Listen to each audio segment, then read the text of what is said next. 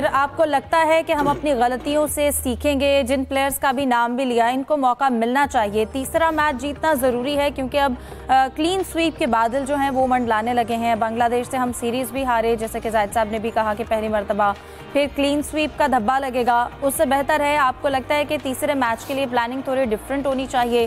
क्योंकि हमने पहले मैच के बाद रीज़न दी कि हमें चेस करना चाहिए था, हमें टॉस जीतना चाहिए था। दूसरे मैच में अब ऐसी कोई रीज़न नहीं है सिवाय इसके कि 10 रन ज़्यादा बन गए। हमें दिमाग से खेलना पड़ेगा, दिमाग का थोड़ा इस्तेमाल करना पड़ेगा, क्योंकि अगर हम देख रहे हैं तो हमें साफ नजर आ रहा है कि स्क्वाड की जो सिलेक्शन है उसमें कोई कमी रह गई है। खासतौर पे फास्ट बॉलिंग में पहले भी कहा था कि शाहीन शाह अफरीदी की यहाँ पर हमें कमी महसूस हो रही है। वो 4 विकेटें जो गिरी थी जल्दी, उसके बाद इनको 100 रन भी नहीं करने देने चाहिए थे, हमने इतना स्कोर करवा दिया। प्रेशर पीछे से नहीं पड़ रहा क्योंकि हमारे पास सलीम साहब, बाबर की कमी नहीं महसूस हो रही?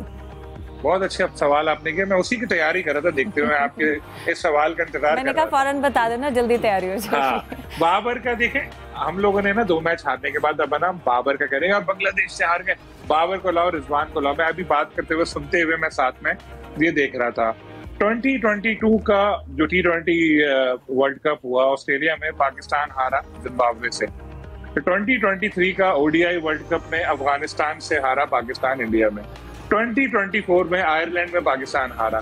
2024 में ही वर्ल्ड कप में USA से पाकिस्तान हारा। 2024 में ही बांग्लादेश से पाकिस्तान दोनों टेस्ट हारा पिंडी में। इन सब में कॉमन पता है क्या है? बाबर आजम कप्तान थे और रिजवान भी थे।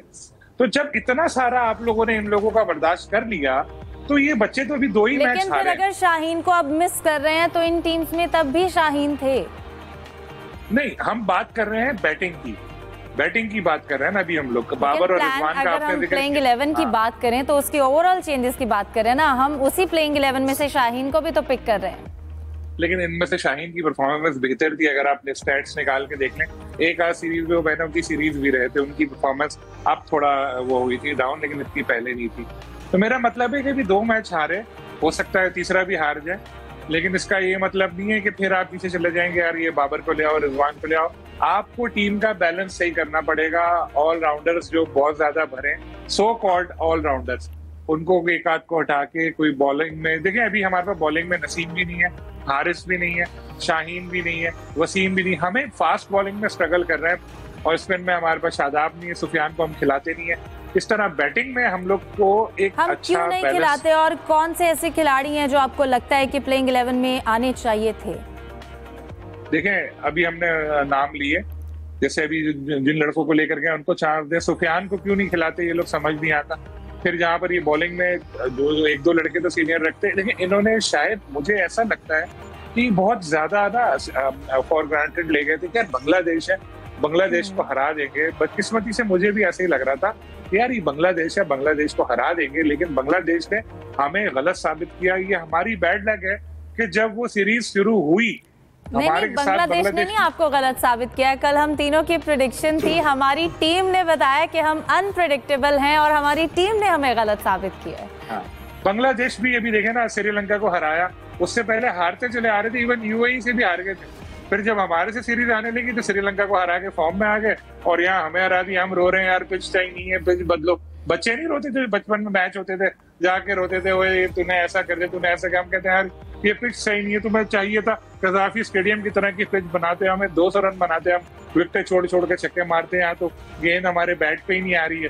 इस तरह से करना चाहिए था। तो जब इसमें काफी सारे अभी माइक हैसन जो है, इनको चाहिए कि इस टीम को समझेंगे पाकिस्तान की टीम है, ये इस्लामाबाद यूनाइटेड की टीम नहीं है। क्या आपने ना हर मैच में 2-3 इस तरह के फैसले किए, ऑलराउंडर भर दिए और फिर वो जीतने लगे, फिर हारे भी तो थे PSL में इस दफा। तो कुछ करना पड़ेगा, नहीं तो फिर मैं वही कह रहा हूँ कि वही आवाजें उठेंगी, आप जैसे लोग शोर मचाएंगे, बाबर रिजवान को लेकर आओ, फिर बाबर रिजवान आएंगे, फिर हम बोलेंगे कि स्ट्राइक रेट इनका कम है, और फिर वर्ल्ड कप आने वाला है अगले साल, एशिया कप शायद हो जाए, तो फिर वही सारी चीजें। सलीम साहब पॉइंट आउट करें आप जैसे लोग। अब इसके बाद मैंने बाबर और ना शाहीन का बैनर लेकर बैठने पॉइंट आउट करने के लिए, लेकिन वही रीजंस है, हमने देखा जो हमने पहले मैच में रीजन दी, इसी पिच पर बांग्लादेश ने चेस भी किया, टॉस हारा भी, लेकिन उसके बावजूद दोनों मैचेस जीत कर दिखाए, पहले बॉलिंग करते हुए और पहले बैटिंग करते हुए, लेकिन दोनों मैचेस जीते। नताइज यूसुफ हमारे सामने हैं और हमारे रीजंस और बांग्लादेश की परफॉर्मेंस भी हमारे सामने है, तो किसी भी तरह से जस्टिफाई नहीं करती हमारी परफॉर्मेंस को।